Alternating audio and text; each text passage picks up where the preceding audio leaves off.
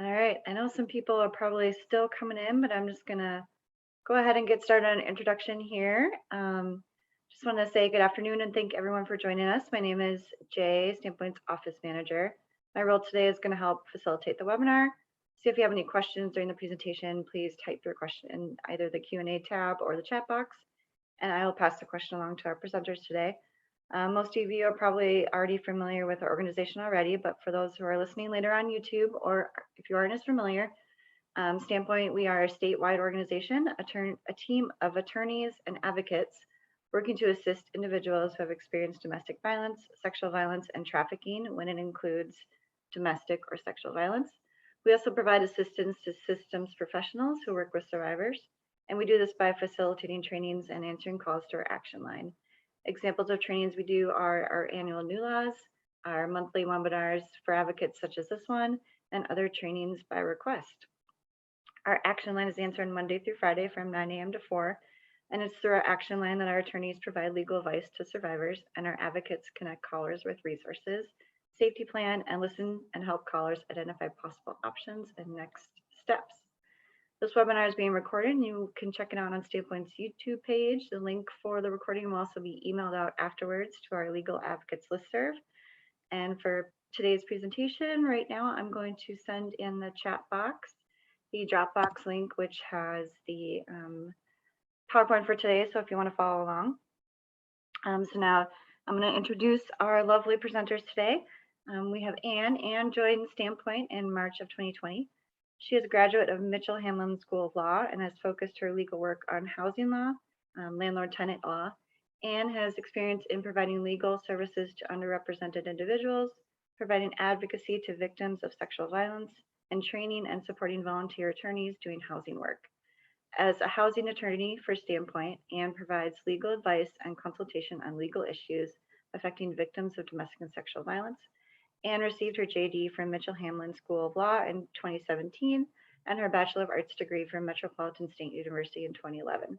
She is a volunteer crisis counselor for Ramsey County Sexual Offense Services and volunteers at the Clues Legal Clinic. Raelene began her work as an advocate in 2009. She has focused on housing stabilization, crisis intervention, shelter work, hospital-based advocacy, program development, and volunteer management. And she is passionate about promoting the wellness and resiliency of advocates in the field. So I'm going to toss it over to Raelene and Anne. Awesome. Thank you so much, Jay. I appreciate your work behind the scenes to make sure that everything's running smoothly today. And like Jay said, my name is Raelene and I'm a housing advocate, and I will be presenting alongside Anne. Hi, everybody. I'm Anne. I'm the housing attorney here at Standpoint. Raelene and I work together to provide the housing program here. Perfect. As Jay mentioned, as we are going through the presentation today, please feel free to pop your questions in the chat or the Q&A boxes, whichever is more comfortable. And then Jay will help us by catching those questions so we can get all of them answered. Always know that those are very welcome. And we'll kind of jump in. I'll tell you a little bit about our agenda for the day. So we're going to start off with defining what are the different types of tenancies that folks are entering into when they're looking for housing.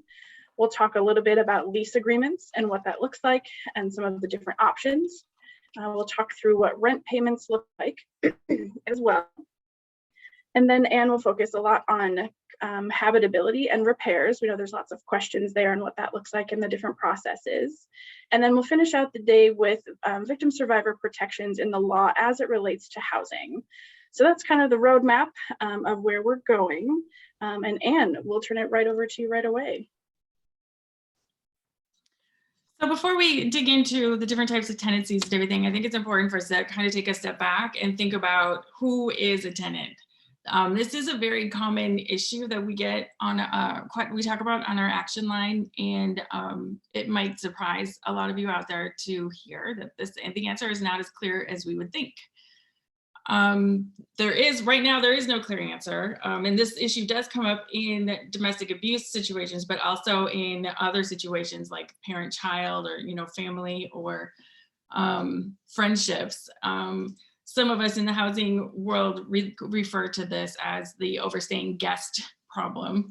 So when we're taking this question on our action line, the situation is usually when one person in the relationship, and that can sometimes be the abusive party, when domestic violence is involved, when that one person is on the lease or owns the home. So the arrangement sometimes comes up out of necessity. For example, if the victim survivor had bad credit or has an eviction record, or when the party owned the home before the relationship started. But this type of situation can also be intentional when the abusive party refuses to allow the victim survivor to be on the lease as a form of control. Either way, regardless of how it started, the type of arrangement creates a substantial power imbalance, because when only one person is on the lease or owns the home, that person now has control over one of the other person's most basic need, and that's that need for safe and stable housing. We see this a lot in when the parties have actually lived together for years. Sometimes the situation can become abusive when the party who's on the lease or who owns the home forces the victim survivor to do or not to do things that they want to do or they would otherwise be doing in order to keep their housing. So they use the threat of kicking the victim survivor out of the home as a means of control, or to control where they go or when they can leave. And sometimes we see situations where the abusive party will just simply lock the victim survivor out. So here's the statutory language for a residential tenant. Residential tenant means a person who is occupying a dwelling in a residential building under a lease or contract, whether oral or written, that requires the payment of money or exchange of services, all other regular occupants of that dwelling unit, or a resident of a manufactured home park. So you might pick up on the ambiguous language in the definition because of that catch-all phrase, all other regular occupants. So many tenant advocates will interpret this to include residents or other people who live in the unit without the lease or who are not listed on the lease. As you might imagine, many landlords and landlord attorneys don't agree with that interpretation. So again, this is an unsettled area of law. As a matter of fact, this issue is before the Minnesota Supreme Court right now. Hopefully, we will get some clarification when the court issues a decision on that case. So for us and the work that we do, it's just important to know that even when you think that someone may not be a tenant, they might be. There doesn't have to be a specific lease agreement. Like I said, we think about this question as the guest who stayed too long. Sometimes if they can argue that they're a resident and this is where they live, then the court or might err on that side of tenant protections. And in fact, a lot of jurisdictions do default on the side of tenant protections, but then there are other jurisdictions that don't. Law enforcement is split too. We see situations where law enforcement will just say they're not going to get involved in that kind of a housing dispute. And they'll say that the owner or the leaseholder has to get an eviction order, but other jurisdictions don't. And if the owner gives a trespass notice, then the law enforcement in some communities will accept that and won't require an eviction. It's a common issue, and like we said here, most of the time, the victim survivors that we work with are, most of the time, the ones that we get calls on are the would-be tenants in the situation.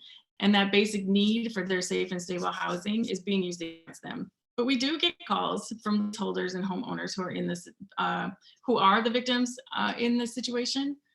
So it's not a one-sided issue. And unfortunately, at this point, there's no easy answer.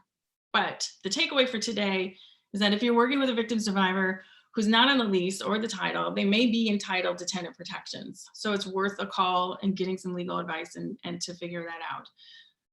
Also, if you're working with a victim survivor who's a leaseholder or who is a homeowner, you might want to be cautious in the advice that you give and remind them that there may be repercussions if they kick the abusive party out without proper notice or without going through an eviction process.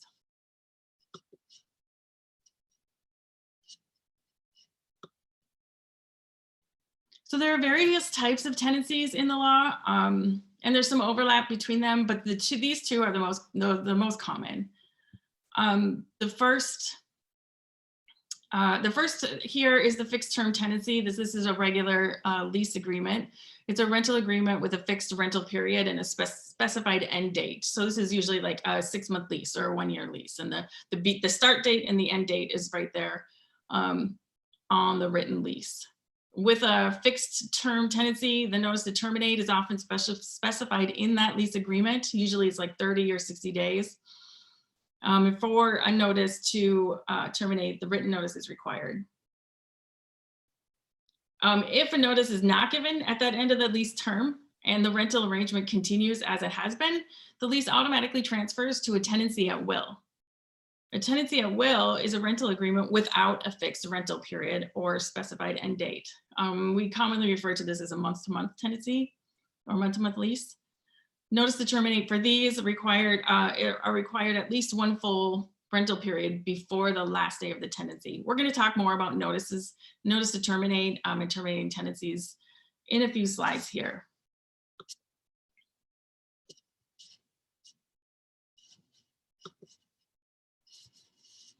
When we think about lease agreements, so we get a lot of questions and talk to a lot of people who think that if in order to have a lease agreement, it has to be written, and that's not true. So a lease agreement can be oral or written. They're both legally valid. Obviously, with a written lease, it's easier to prove what the agreement was. If either the landlord or the tenant needs to somehow be able to prove that there was a lease agreement, obviously having a written agreement helps that. The law says that written leases are only required in buildings with 12 or more units. And in those situations, the landlord is required to give the tenant a copy of the lease. One thing to think about as you're doing your work with tenants, a written lease is required for a landlord to be able to charge late fees.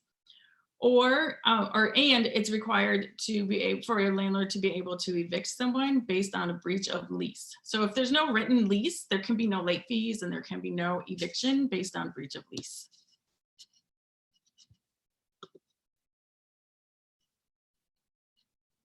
So we're going to talk a little bit about the fees and the deposits that can come up when tenants are first securing their housing.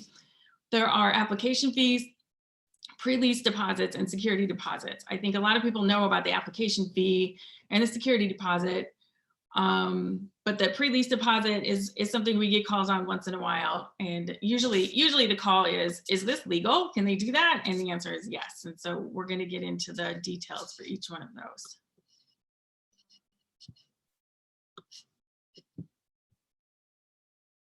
So an application fee is, they are only allowed when a landlord knows that there's a unit available or will soon be available. A landlord can't use a fee for an application if prior applications are pending.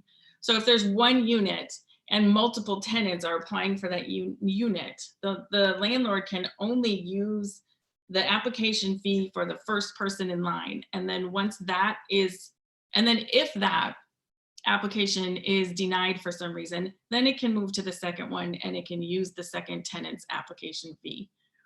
Before the landlord can accept an application fee, there must be a written disclosure.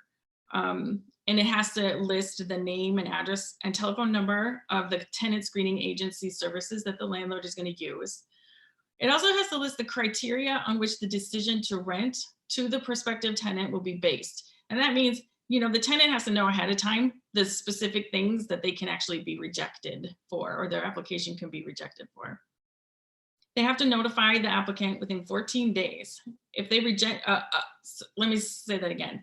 If that application is denied or rejected, the landlord has to notify the applicant within 14 days explaining why it was rejected.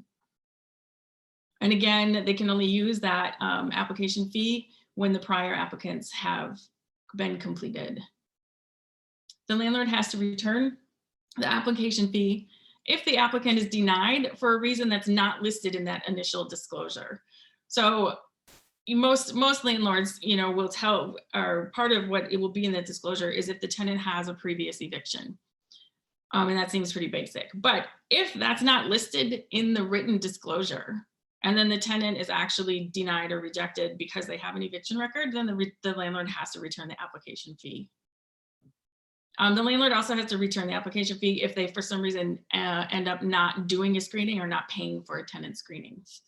So the idea of an application fee is really, it's reimbursement. It's the tenant reimbursing the landlord for the cost, for the actual cost spent to run that background check.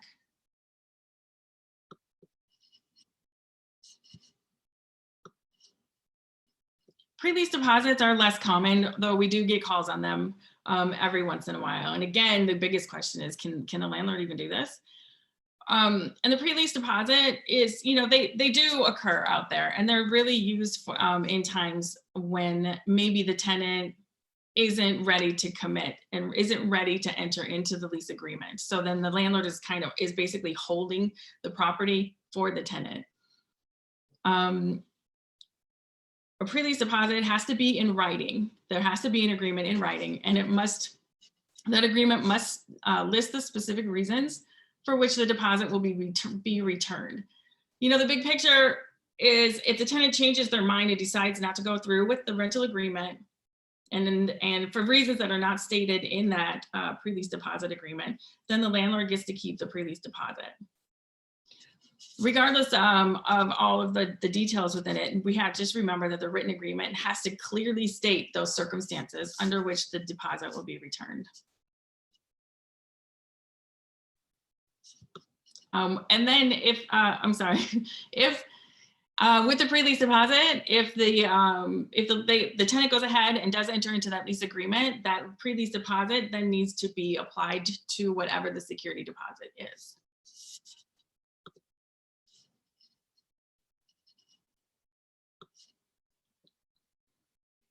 And I think most of you probably know what security deposits are. It's money that the tenant gives the landlord to cover damage to the premise that's beyond normal wear and tear, or to cover unpaid rent or fees at the end of the lease term.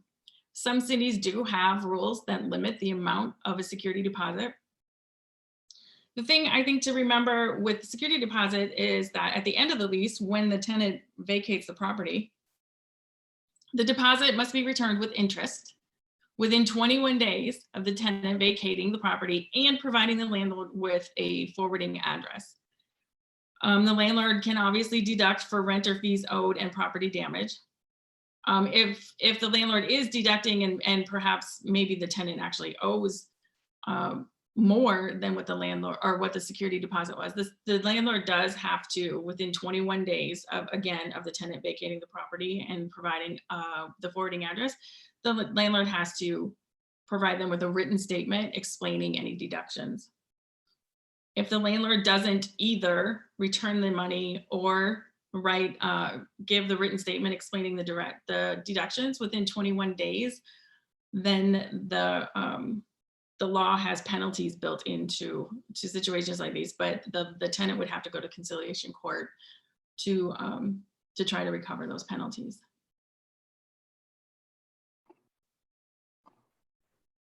All right, thanks, Anne, for giving us an idea of what some of those different penalties can look like in different deposits and payments. I'm going to touch on rent payments real briefly.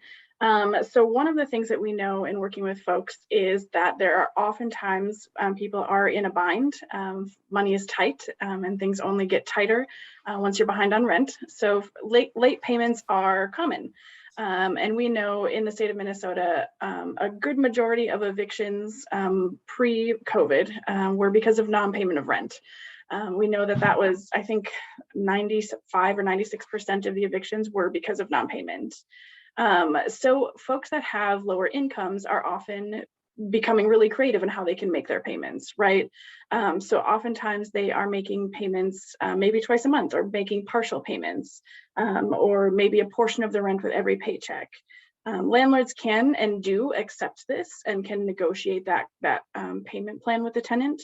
But the important thing to remember is that they don't have to, and they can change their mind at any time. So perhaps you're working with a landlord who has accepted partial payments for a year, but now at the beginning of the new year, they decide not to.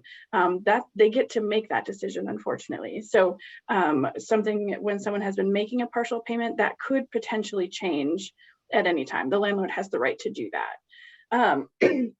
It could also give rise to a breach of lease case. Again, that has to be with a written lease. And then when it comes to making an actual late payment, there also has to be a written lease, and the late fee has to be included in there. So it has to specifically state what the late fee is and how that works. And it is capped at 8% of the unpaid rent. So there is a cap on what that late fee can look like. So that's something to kind of be aware of as well. And something to kind of think about as an advocate when you're working with folks who are making late payments. Sometimes you can ask if the landlord will waive that late fee. Sometimes they do. It's worth a shot.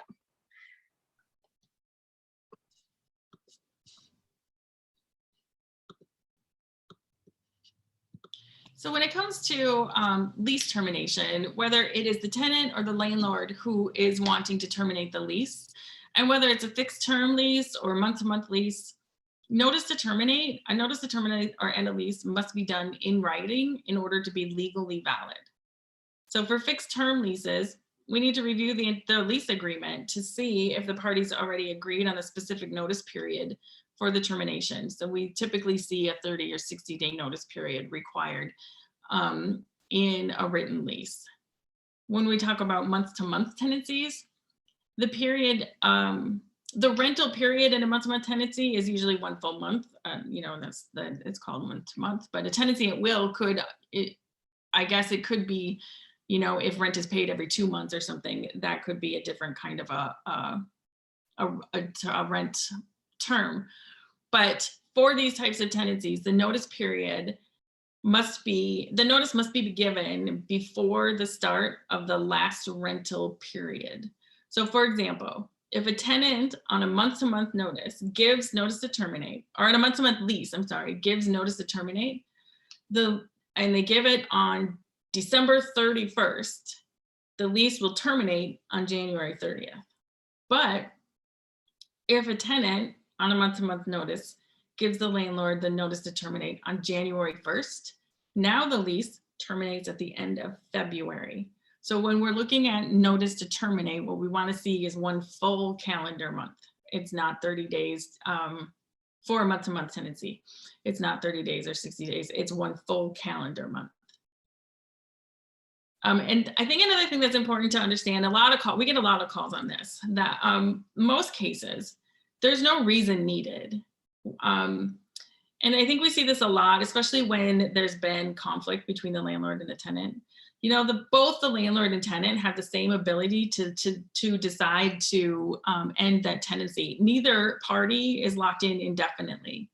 There are some exceptions to that general rule in public housing and in certain other project-based Section 8 properties, but the general rule is that neither person needs to have a reason to terminate the tenancy. As long as they follow the appropriate notice period and notice provisions, either party can terminate the tenancy for no reason. The one caveat to that is that a notice to terminate a tenancy cannot be retaliatory. And we're going to talk about retaliation in a few slides here. And there was a question from when you were talking earlier about the interest part. The question was, does the interest part mean the landlord would have to pay the tenant interest? Yes, the landlord has to pay 1%. It's 1% per annum interest. So it doesn't often amount to very much, but it still is built into the law that they have to pay interest for the time that they are holding that security deposit.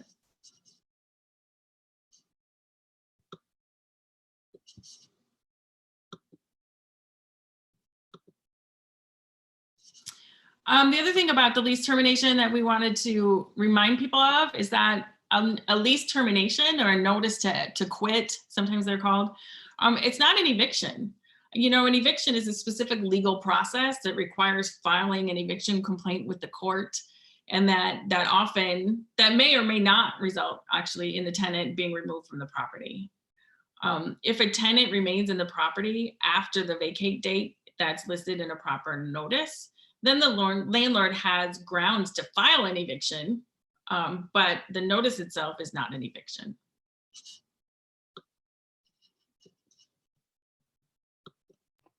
All right. So in thinking about the different ways that we as advocates can kind of help and step in when folks are working on housing, there are so many opportunities.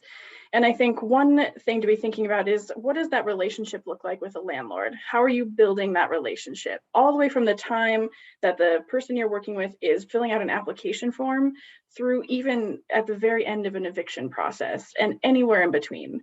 So there are lots of different ways to be communicating with landlords and helping build a positive relationship.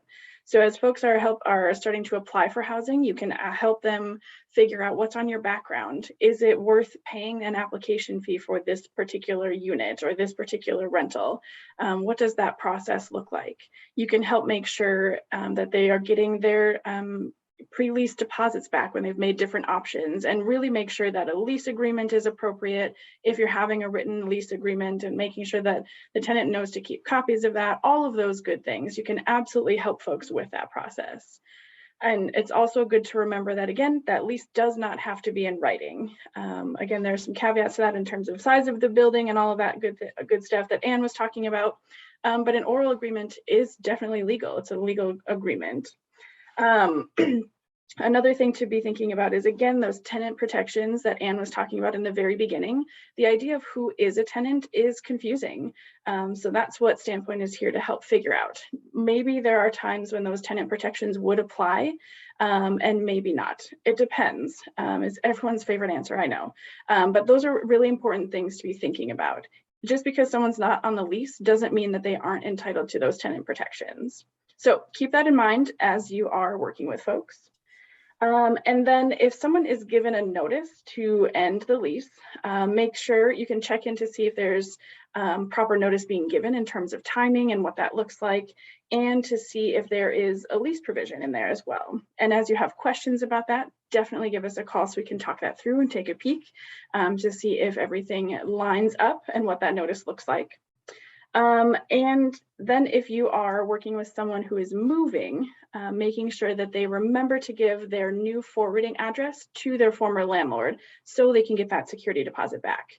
You can talk with them about safety and what that looks like in terms of sharing an address, but making sure that they have the ability to get that security deposit money back, including that interest, is going to be super helpful. Moving is expensive, and so many people are really tight financially right now. So making sure that they have access to that security deposit can be super helpful.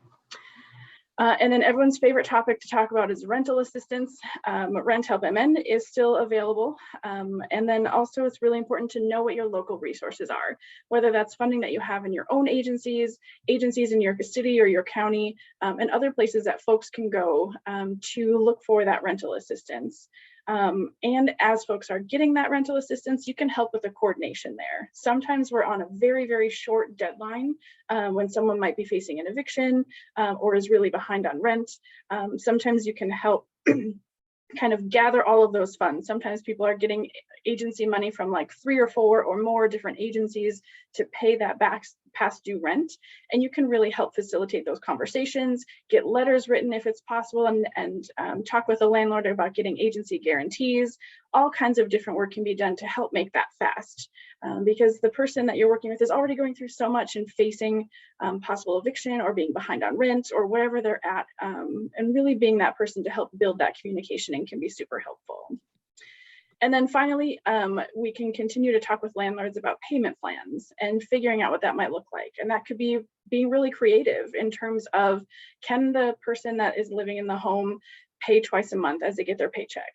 Can they pay an extra $20 until they get caught back up? Can they shovel the sidewalks and get compensated for that?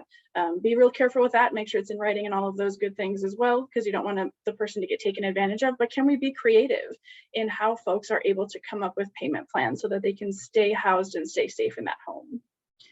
So that's how some of the things that I think about in terms of how advocates can help. And then one other thing to think about is, if someone is facing an eviction, you can help them navigate getting to court and going to the hearing, talking to Anne and calling Standpoint to find out what defenses to that eviction may be, if possible. And then you can also have the conversation that if you're going to be facing an eviction or if you're worried about that, you can also think about moving and what that could look like as well to avoid an eviction. It still still poses the question in terms of where you're going to go from here. But if the aim of the game is to avoid the eviction, that's one strategy as well. There was also a question, Raelene, and Yeah. if there's going to be eviction expungement addressed in the presentation today. You know, we have done different presentations on eviction expungement, so that is not something that we are going to be talking too much about today, but we're absolutely happy to answer those questions. I've got some other presentations that we can do on that topic as well.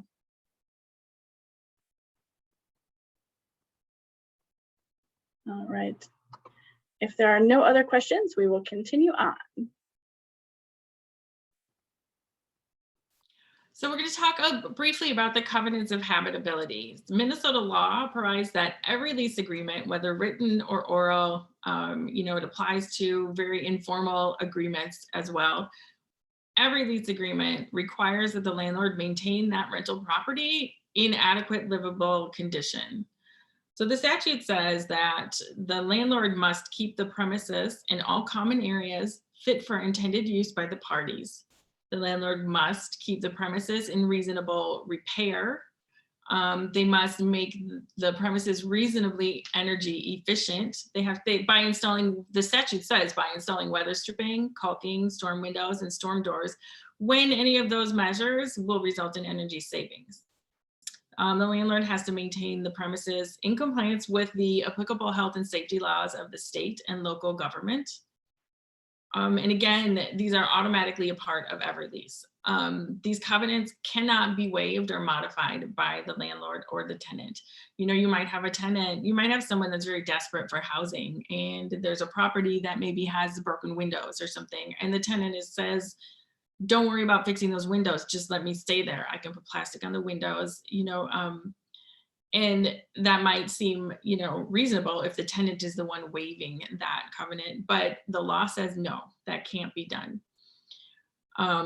So the lease agreement can include provisions for the tenant to be required to provide certain specified maintenance. So if we use that same hypothetical, the landlord could say, okay, how about you fix the windows and I'll give you a lower rent in exchange for the work you do fixing the windows. So that kind of a negotiation is allowed, but it must be very clearly stated and in a written lease agreement if there are going to be any kind of negotiations like that or agreements around that. And again, that tenant does need to be compensated if they're going to be doing some of that maintenance work.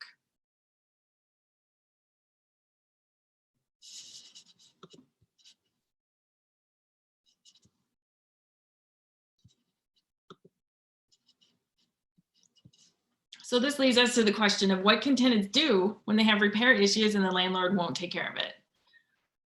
There's different, the landlord, the tenant always has to provide the landlord with some kind of notice of the repair issue before they go to the courthouse and file what's called a rent escrow action. A rent escrow action is the court proceeding that the law has in place for tenants to take the landlords to court to get these repairs fixed.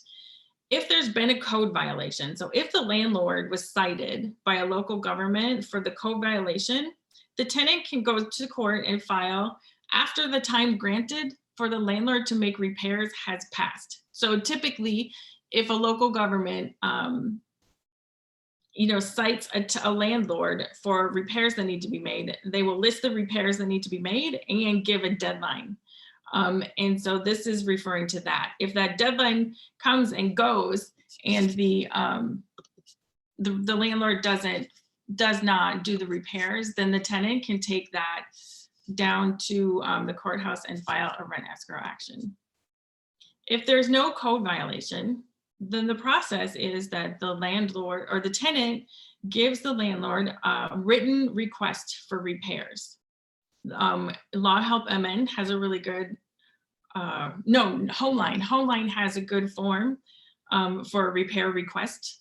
And then so you give that to the landlord, the tenant waits 14 days. If the repairs are not made within 14 days, then they can go to the courthouse and file a rent escrow action. Law Help MN actually here has a good form for an affidavit of rent escrow. One thing that's important, if you're working with tenants who maybe are going to file a rent escrow action, one thing that's important is that the tenant needs to know that they have to pay rent, any rent that is owed. They have to pay that into the court at the time that they file the rent escrow petition. If they owe back rent, they have to pay all of that. They have to be current with that rent, and it has to be paid into the court. If a tenant files a rent escrow action, maybe at the end of the month, and they're current on rent, they don't have to pay any additional rent. But if the hearing doesn't happen until the following month, they need to deposit that following month's rent in with the court. So for example, if someone files a rent escrow petition with the court on December 28th, and they're current with rent, they don't have to pay anything into the court at that point. But on January 1st, they need to pay January's rent into the court. And not doing that can open them up to a counterclaim for eviction. So that's an important piece to know about. Hopefully the clerks of the courts will be explaining that to the tenant when they go file their rent escrow petitions with the court. For rent escrow cases, the court has the authority to order the landlord to make the repairs and to give them a deadline. The court can also award damages to the tenant. So for example, if there's no running water and the tenant has to go stay in a hotel for a week, until the repairs are made, then the court can order the landlord to repay the tenant for the cost of that hotel. The other thing that the court can do is they can order rent abatement. And the rent abatement, so it's just it's a reduction in the rent. And the rent abatement can be past rent abatement for each month the landlord knew that the condition exists but didn't fix it. And then rent abatement can be ongoing until the landlord proves to the court that the repairs have been made.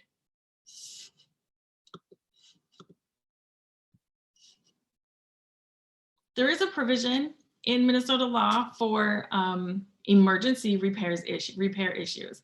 So an emergency repair would be running water or not having running water, not having hot water or heat, not having a stove or oven, not having electricity or a bathroom to use, or basic services or facilities like missing a front or back door or the locks on the doors, missing windows, all of those kinds of things, the law considers to be an emergency repair. The process is different for an emergency repair. The tenant doesn't have to wait the 14 days for the landlord to make those repairs. The tenant has to make a good faith effort to give a 24-hour notice to the landlord. But if for some reason the tenant can't reach the landlord, or there's some obstacle in the way of that tenant being able to provide that notice, they can still go to the court and file an emergency tenant remedies action. Law Help MN, again, they have a form for this that they can use at the court. The tenants can use and take to the court to file. With an emergency repair or emergency tenant remedies action, the court has the same options to order the repairs to be finished and to order rent abatement, both going back and into the future, and to award damages to the tenant.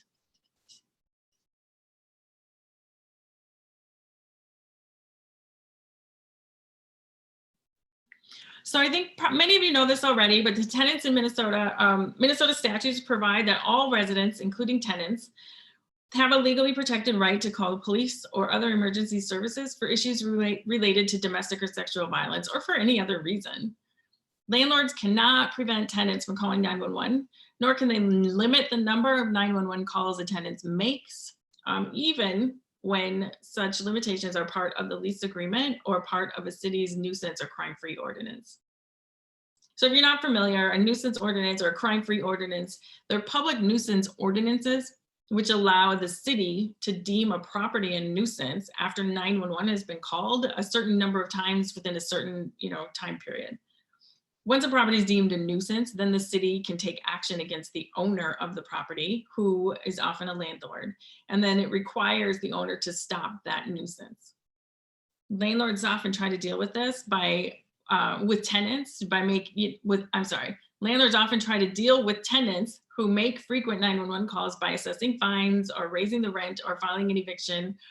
And these types of actions by landlords are considered retaliatory, and they can't do that. So, but the key takeaway here is to know that Minnesota law provides everyone with the right to call 911. We have the right to call for help. And that right cannot be limited by a city ordinance or by a landlord or anybody else.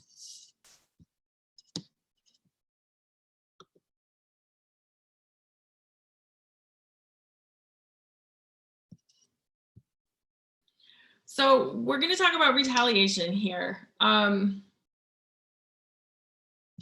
Sorry, I'm having a little technical difficulty. So a tenant in Minnesota, the law says a tenant can't be evicted or have their housing or their tenancy terminated as a result of their attempt to secure or enforce rights under a lease or state or federal law. So think about the 911 calls or the repair requests or filing a rent escrow action. And the tenant can't be evicted or have their tenancy terminated as a penalty, either in whole or in part, for reporting to like the local government for the landlord's violation of a health, safety, or building code or ordinance. So that means they can't be evicted for reporting a landlord to the city inspector or calling the city inspector to come look at the property.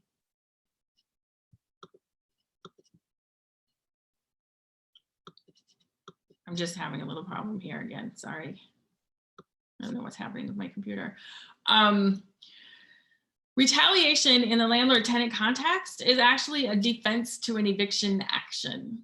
So the way that it works, we all know, well, I don't know if we all know, now we all know that in theory, retaliation is here and is a protection for victims and survivors of domestic violence. But the way that it works in practice is that if a landlord files an eviction within 90 days of the tenant doing any of the things that we talked about, either calling 911 or making a repair request, the tenant can then go to that eviction hearing and tell the court, this eviction is retaliatory because I filed a rent escrow action against this landlord 2 months ago. Now, in that scenario, the landlord has the burden to prove to the court that the eviction is not retaliatory. When a landlord can show a different legitimate reason for the eviction, that retaliation defense can be overcome.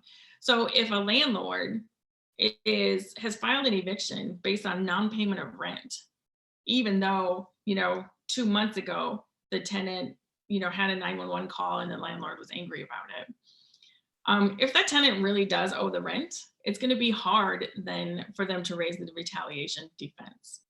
So this is important to think about. We know retaliation is not allowed, but if you're working with victim survivors who feel that they're being retaliated against because they fit in that 90-day window, it still means the eviction gets filed and they have to go to court and then raise this defense, and it's up to the court. So it's still a risk for the tenant to raise as a defense. And again, with most of the evictions being in Minnesota being about non-payment of rent, if that's a legitimate reason to evict someone, so that would overcome a retaliation defense.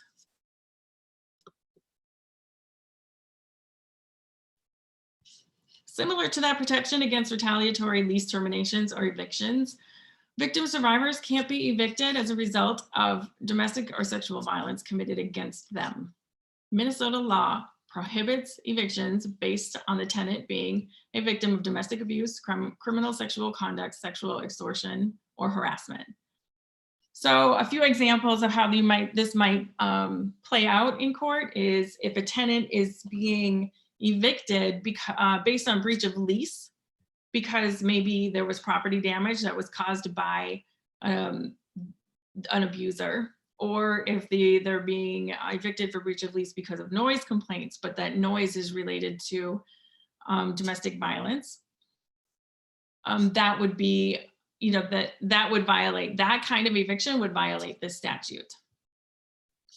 It could also be seen in a non-payment of rent case where maybe the landlord charged for 911 calls or charged a penalty because, you know, because the tenant called 911, or maybe the landlord charged for property damage repair. Maybe if the property damage, the cost for the fixing the property damage was assessed to the tenant, or and that damage was the result of domestic violence, you know, that can lead to the tenant falling behind on rent down the road. Those kinds of things are not, they can't be happening, and you can raise that as an eviction, at an eviction hearing.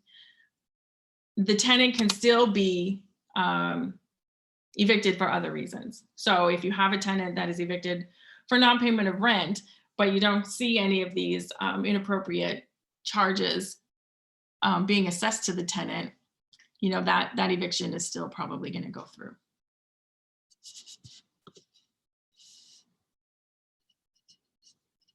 All right, before I jump back in, are there any other questions before we move on? Yeah, looks like, how does the court ask you to prove domestic violence? Could you say it again, Jay? Yeah, how does the court ask you to prove domestic violence? So I'm assuming the context for this is like if someone is being evicted and it's because of domestic violence. You know, it would depend on the situation. If there are police reports involved, if the tenant, anything that the tenant can do to prove that, maybe there are police reports, maybe there are medical records, maybe the tenant has friends or family who know about the abuse or know about whatever the incident was happening that will come and testify at court.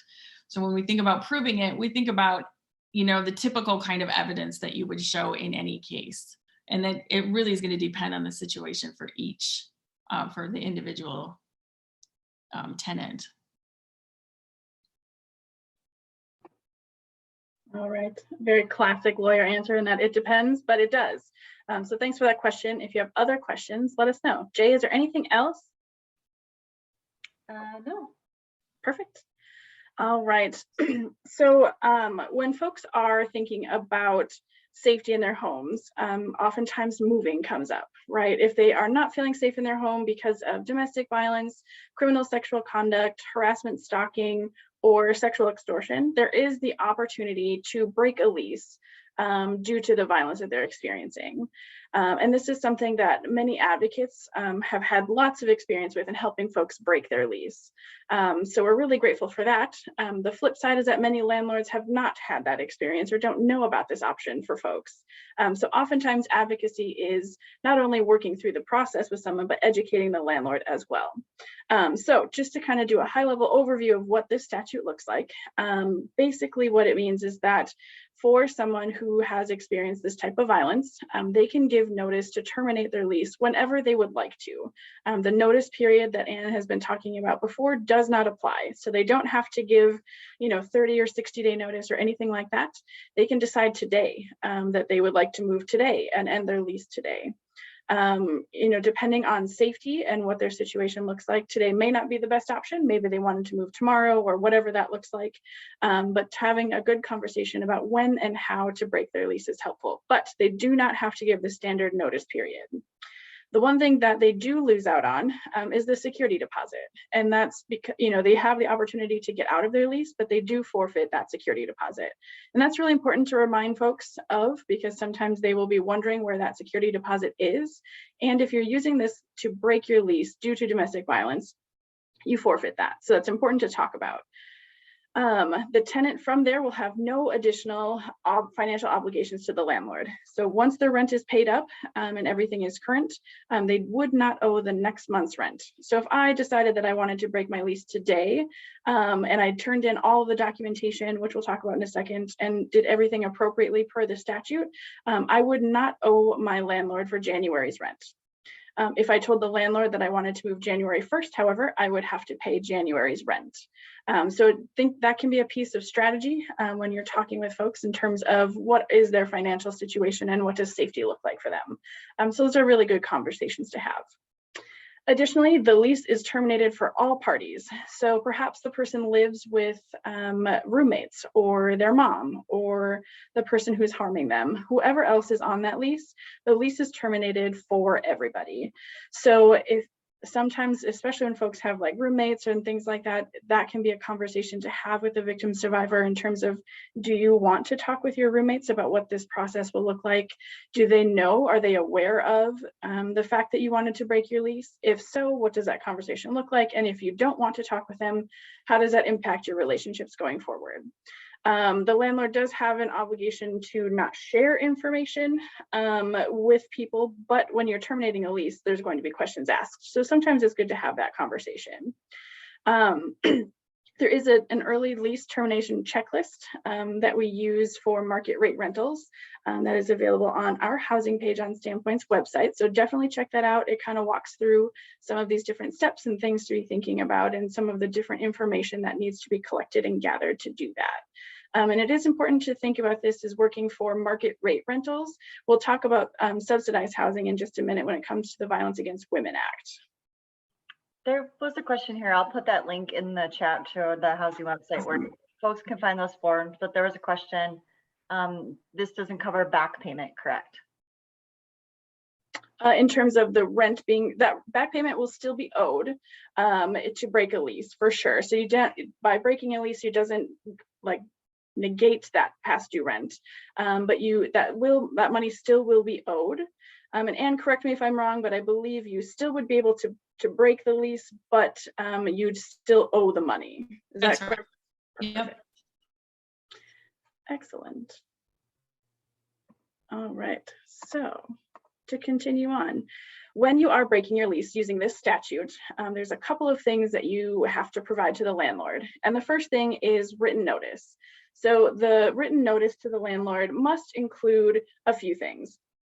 You're going to want to do it in writing first and foremost, especially when it gets toward the end of the month.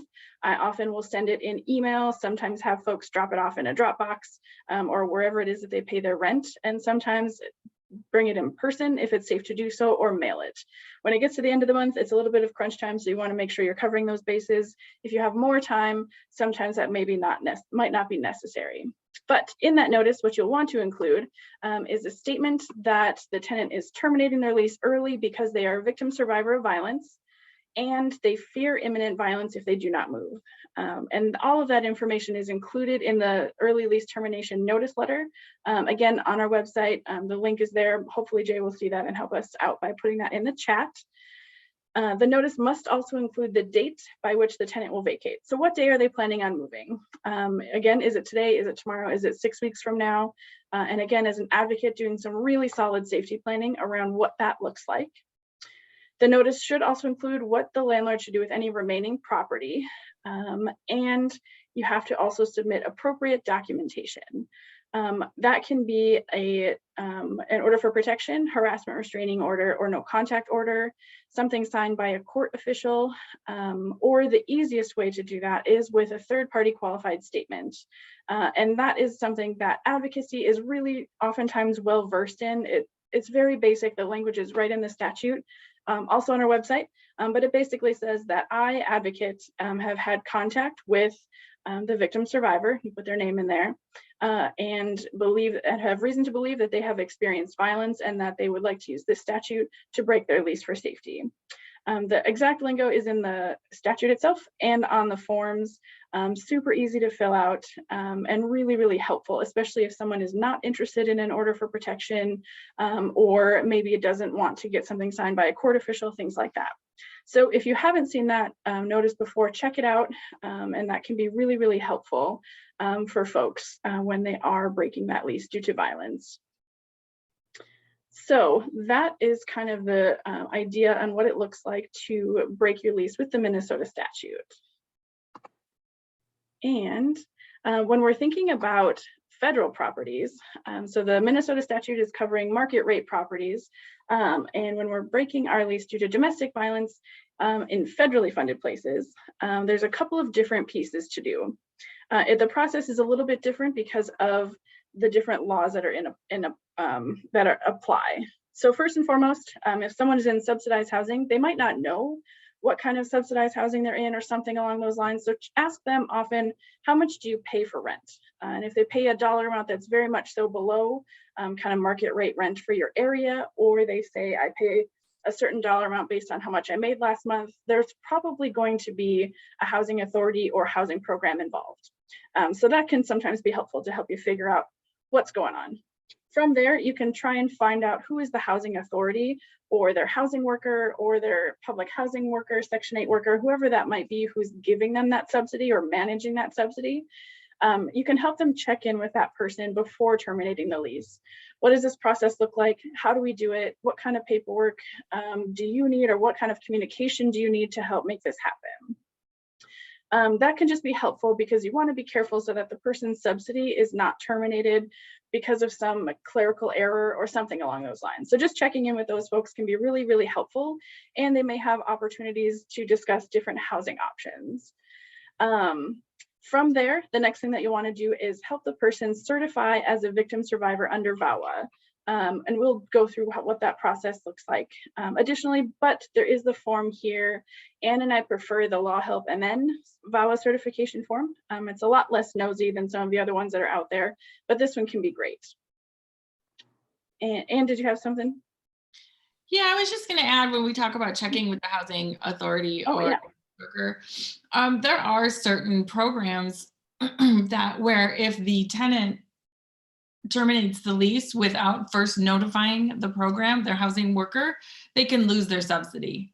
So we want to be sure, really, that's a really important piece, is because just, you know, when people get into these situations, especially when they need to move very quickly, it's important to remember, help the tenant remember, we need to tell the housing, your housing worker first before we do this, because terminating the lease with the landlord before dealing with the subsidy could result in that benefit being terminated.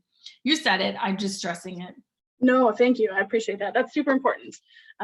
For folks that have these subsidies, we really definitely want to make sure that they keep them. So thanks for stressing that. Absolutely. All right, so you've talked with the housing worker or the program.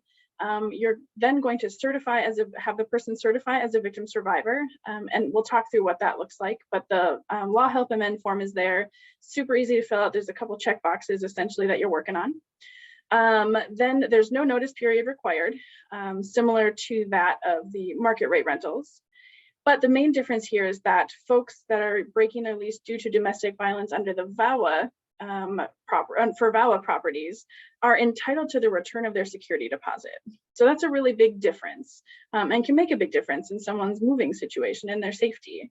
So if they are on federally funded properties and they're breaking their lease, use the VAWA certification process so that they can get that security deposit back. The forms are linked here, and I think that checklist can be really helpful to move through those steps in a way that makes sense, make sure people are keeping their subsidies, and make sure that they get their security deposit back. So real briefly, this is just kind of a chart to help determine what are the differences between the Minnesota statute and the Violence Against Women Act. The biggest piece to think about is the security deposit.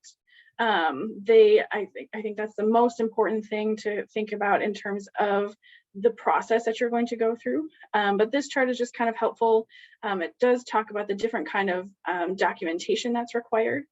So for the Minnesota statute, we talked about the OFP, DANCO, court record, things like that, or the qualified third party statement. When it comes to VAWA, only the VAWA certification is required. So there's a couple other pieces there that can also be provided. But this is just important to remember. I think it's a confusing piece for lots of us to remember that VAWA, you will get that security deposit back. There was a question that came up. Do we know why in market rate rentals, the security deposit is forfeited and it isn't with VAWA properties? Has there been any efforts in legislature to change that? In terms of the security deposit being forfeited for market rate, I don't know of any actions to change that. I think a lot of that is most likely, this is my guess, and please jump in as well. But for a private landlord to find out all of a sudden that a unit is being turned over, because that could happen tomorrow, I think that security deposit helps cover some of those fees and just helps them kind of prep for the next tenant, is what my thought is. But I don't know of any legislative action to change that. I don't know of any either. And it's just, we see this a lot where there's a difference in the level of protection between state laws and federal laws, and this is just one of those areas. Mm-hmm. Great question, though. The other thing I wanted to just clarify is when we're talking about, we're going to go through certification later, right? So I'm not going to do that now. We're just going to pretend like I did not do that. Yeah, hold your thought. We'll get there. All right, we're not getting to the certification yet, hold up. So first, just wanted to touch on orders for protection in housing. So a couple of things to think about. Oftentimes, again, advocates are super familiar with orders for protection, but when we're thinking about what that looks like as it relates to housing, reminder that the order for protection can exclude the person who's using harm from the residence and from the area around the home. You can also ask for pet protections, which I think is important to think about in terms of safety. You can also request the return of house and vehicle keys. So if someone maybe fled their home and doesn't have the keys to get back into their unit, or doesn't have the keys to the car or something like that, you can ask for that to be returned, which is important. And of course, you can allow the respondent to remove their property with a police escort only. So those pieces are included in the ex parte relief. So that would be without a hearing. If you're thinking about relief that's available with a hearing, you can order that neither property is to sell, damage, or use property as a loan. So oftentimes that applies when folks have different assets in terms of ownership of different properties and things like that. And I think that's kind of where that mostly applies. Another one to kind of be aware of when it comes to relief available with a hearing is that you can ask that the public housing voucher be ordered to the petitioner, so to the victim survivor. So that's something that can be addressed in the order for protection itself, but it does require a hearing. So that's another option to consider as well. And then in terms of household status, just a reminder that with an order for protection, you can also get that against a roommate. So if someone is living with someone who's unsafe, depending on the different interactions that have happened and the incidents of violence, that is something that you can get against a roommate. Doesn't work against someone in a different unit in the apartment building or something along those lines. So unfortunately, that's not an option. But for the order for protection, it does apply to household members.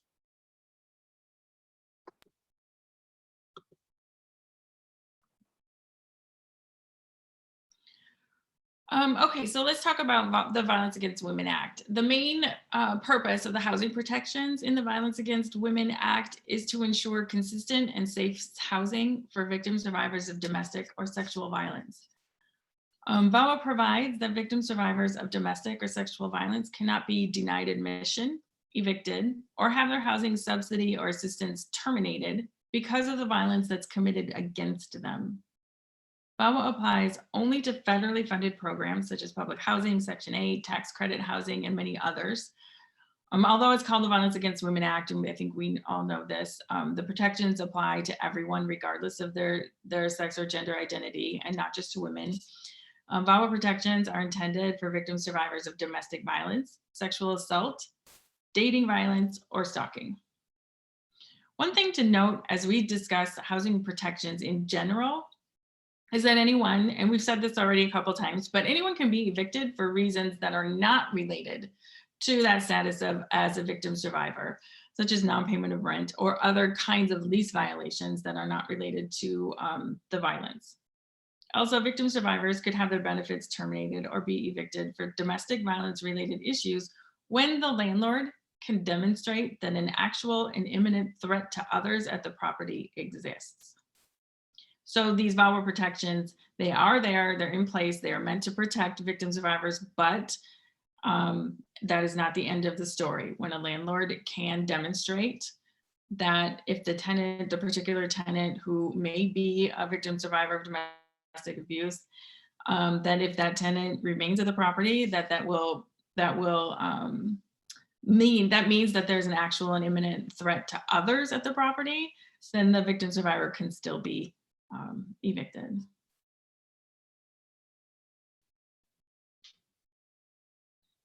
So I like to think about the VAWA protections in 3 different categories. The first category provides the protection for victim survivors who are applying for housing benefits. We know that victim survivors often have negative background checks that resulted directly from the abuse that they experienced, such as poor credit, maybe negative rental histories. VAWA protects applicants from being denied benefits in these situations when the applicant can show that the particular item in the negative background check or the whatever it is that is preventing them from being able to be approved for the housing benefit. If the victim survivor can show, or the applicant can show that whatever those reasons are resulted from the violence, then the VAWA protection should kick in and make it so that that applicant can be approved. The second category includes the things that a victim survivor who already receives a housing benefit can request in order to stay safe. So victim survivors can request a transfer to move to a different unit or a different subsidized housing location. And while subsidized housing providers, they have to honor these requests. The reality is that the option doesn't always work very well because there is such a limited availability of housing for low-income people. So the requesting a transfer, we still recommend that people do it, but it has to be a part of safety planning and everything because the transfers often can take quite some time. Lease bifurcation is another option. And this is where the abuser is removed from the lease and evicted from the household while the victim survivor remains in the property. With lease bifurcation, the rent would be recalculated to reflect the loss of the abuser's income, if there is any. If the victim survivor has not already been approved for the housing subsidy, they're going to have to establish their eligibility within 90 days, or they're going to find they're going to have to find alternate housing. An important thing to remember with lease bifurcation is that the housing authority or landlord will have to go through the eviction process to remove the abuser. So this means that the abuser may not be removed from the property right away. So again, really careful safety planning and thinking about the process before going ahead and trying to do these things is really important. So this third category of our protections includes provisions again for victim survivors who already have their housing benefit. And this section protects them from being penalized for the violence committed against them. These protections include or prohibit the housing authority or the landlord from giving lease violations or from evicting or terminating benefits for reasons related to the domestic or sexual violence. A common example of this is that victim survivors can't be charged for property damage that results from the domestic violence. Another common example is they can't have a lease violation, before noise complaints if the noise was from an incident of domestic violence. There was a question here. If a victim survivor is trying to remove the abuser from the lease, is the abuser going to find out that is the reason they are being evicted? Most likely, yes. Yeah. Because a landlord can't, think about it from a tenant, the tenant, the abuser is still a tenant, right? And the abuser has tenant protections, and you can't evict anyone without having a reason. And the tenant gets to know what the reason is. So yeah, the tenant who is the abusive party will definitely be notified. And that's why we talk about really careful safety planning for these situations. As a follow-up, they said, got it. So maybe in that case, OFP might be potentially a better short-term solution. Yep. Yeah, and I'm glad you asked that. I think, when we're thinking about something like an emergency transfer or bifurcation or anything like that, like Anne said, it can take forever. In the metro area, there's, lots of, I wouldn't say lots of options, but there's different options available for folks that have like Section 8 or other subsidies. But especially in greater Minnesota, the options are even fewer and far between. So the options and the availability of these units varies. The ability for someone to find housing if they maybe have other things on their record that already made it hard to find that place are still going to be difficult to find somewhere else to go going forward. So the idea of an emergency transfer is great and it's a really good option. But when the word emergency maybe signals something different to the victim survivor who's looking for that protection. We have to do really, really careful safety planning in those moments because of the lack of affordable housing, just generally speaking, but particularly for subsidies and folks that have different kind of housing programs. So I think that was a really good question. Yes, bifurcation or emergency transfers can be great, but until something else comes available, what do we do to keep that person safe and what can they do to stay safe in their homes? What does that look like? So great question. Oops. All right, so now when we're thinking about the Violence Against Women Act and how to, say that you would like these protections, how to certify, it's a fairly simple process. I think when folks can do this at any point in time, so whether they currently live there, whether they're applying to live in the place, you can certify at any point in time in any of those three categories Anne was just talking about. So the landlord may accept a verbal certification, maybe a conversation about domestic violence or a conversation about something that happened, but often require a written certification. I tend to err on the side of the written certification just in case, so that there is kind of some documentation that this form has been turned in, and I think that can be really helpful. The big piece to know with this is that the procedure has to be the same for all tenants. So the landlord can't accept a conversation or an oral kind of notification of someone being a victim survivor and a written one for the other.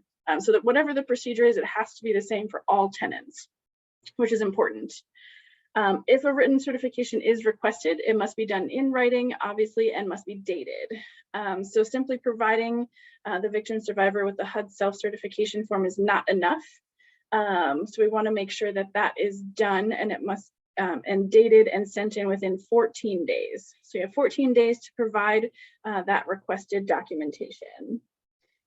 It could also be something like a court record or something from a law enforcement agency, a qualified third-party statement, the HUD certification form, or other kind of documentation that's allowed by the housing provider.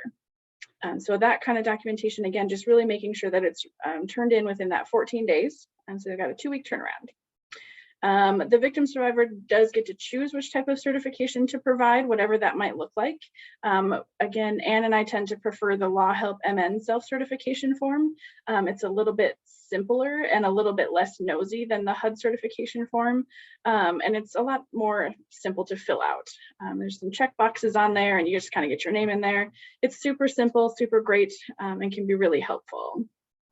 Just a clarification, Raelene, when you were talking about 14 days, the question is within 14 days of when? Excuse me, 14 days of contact with the landlord, if the landlord is requesting that written certification. Does that make sense? Perfect. All right, so if someone has certified as a victim survivor, there might be a time where the landlord is requesting additional information or additional documentation. This also has to happen in writing and also has to be provided within 14 days of that request. And that happens when the information that they have is conflicting. So perhaps two tenants who live together are both certifying as a victim survivor. And then the landlord is like, what do I do with this? What does that look like? So if the person you're working with has an order for protection or some other kind of documentation, that request has to come from the landlord in writing, and then you can help the victim survivor navigate what that request looks like and make sure that it's submitted back to the landlord.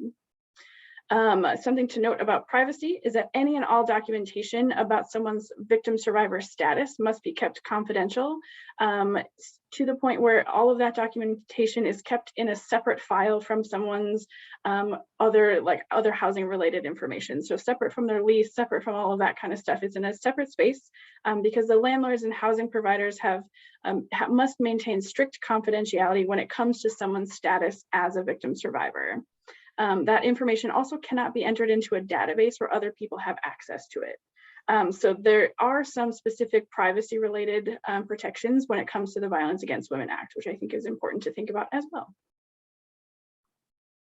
I think it's just to kind of reiterate, when it comes to the landlord requesting additional documentation, they can only do that if there's conflicting information. So if a tenant provides the Law Help MN self-certification form, for example, the landlord's not really allowed to try to do any further investigation or figure out what happened. You know, the landlord can't require an order for protection unless, like Raelene said, the landlord has conflicting information. And I think those situations are pretty rare. We very commonly see landlords get the self-certification form and then ask for additional documentation.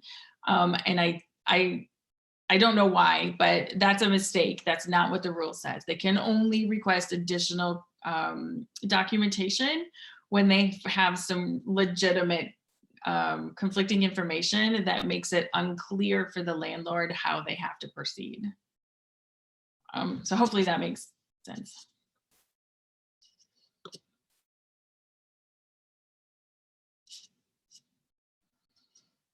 So in addition to the Minnesota legal protections and VAWA, the Fair Housing Act protects victims, survivors of domestic and sexual violence from discrimination in housing.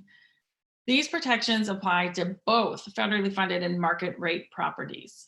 So this is not like the Violence Against Women Act, where that applies only to federally funded properties. The Fair Housing Act applies to all properties. Under the Fair Housing Act, people cannot be discriminated against because of their status as victim survivors of domestic or sexual violence. The Fair Housing Act has broad protection for victim survivors that can include things like eviction prevention or protection from having their housing assistance terminated, and reasonable accommodation for victim survivors with PTSD. One issue we see a lot that raises the Fair Housing Act, it relates to that property damage. The Fair Housing Act requires equal treatment. So this means that the rules have to be the same for victim survivors of domestic or sexual violence as they are for other tenants who may be victim survivors of general crime. For example, if a victim survivor of domestic abuse, they can't be charged or evicted because of the property damage caused by the criminal act of their abuser, unless all tenants for this particular landlord are charged or evicted because of property damage caused by the criminal act of another in non-domestic violence situations. So when we talk about property damage, think about if a tenant someone vandalizes a tenant's unit and breaks the window, and it's a stranger and nobody knows who did it, the tenant's going to tell the landlord, hey, this happened, and the landlord's going to go, and typically the landlord will go and repair the window, and they don't charge the tenant. That's a general crime. A lot of times we see landlords charging the tenant when a similar thing happens as a result of domestic violence. And that is where this discrimination comes into play. Tenants, victim survivors can't be charged or evicted, again, because of the criminal act of another, whether it's a partner or in a domestic violence situation or a general kind of anonymous crime.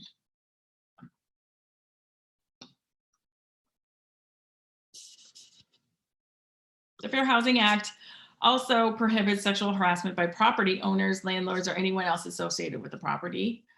Landlord sexual harassment can include various types of behavior, but falls into generally two types. So there's quid pro quo and sexual harassment, and then there's a hostile environment kind of sexual harassment. With quid pro quo harassment, that's when an owner or a landlord or anyone else associated with the owner of the property, when they condition access to or the retention of housing or housing related services on a tenant's submission to sexual conduct. The landlord, so for example, if a landlord refuses to rent to an applicant unless they engage in sexual acts, or maybe a property manager evicts a tenant after the tenant refuses to engage in certain sexual activity. Another example is if like the property manager or the maintenance person refuses to make repairs unless the tenant does something else that is an inappropriate request. A hostile environment harassment is when the tenant is forced to endure, and here's the language from the cases that we've seen. So it's when a tenant is forced to endure pervasive, unwanted sexual behavior that is severe enough to result in an environment that is intimidating, hostile, offensive, or otherwise significantly less desirable. So this could include repeated unwelcome sexual comments about maybe the tenant, about their appearance, or about maybe what they're wearing, right? Just generally about their appearance, and oftentimes these kinds of comments come under the guise of a compliment. It could include any unwanted sexual contact or sexually suggestive text or emails without the tenant's permission. And when we think about this, when a tenant experiences sexual harassment in housing, they may have a legal claim under the Fair Housing Act. And to sustain this claim, the behavior by the law, according to the law, the behavior must have been unwelcome. And it's really important to remember that even in situations when a tenant complies or participates in the behavior or complies with the inappropriate requests, the sexual conduct can be and often is unwelcome. Participation or going along with the unwanted sexual conduct should not be taken as an indication that the behavior was wanted. And it wouldn't necessarily, the tenant's participation or going along with it would not rule out a Fair Housing Act claim.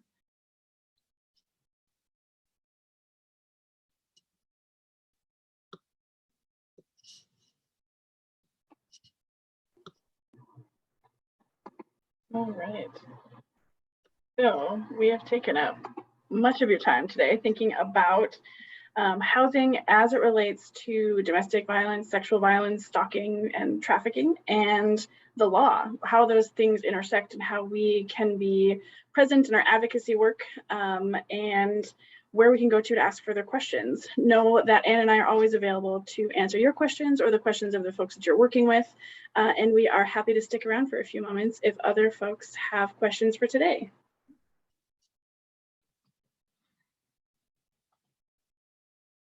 If not, totally fine. You know how to reach us. Here's our contact information here. Thanks for sticking around with us for the afternoon. We're so glad that you could be a part of this webinar. Thank you for your questions. They've been great. And I think that's all we've got for you. So thanks for hanging out with us. Thanks, everyone. Thank you, Raelene and Ann. And I don't see any questions here. So contact information is there. Feel free to give a hold of them like they said. So I'm going to now end the webinar. Thanks, everyone.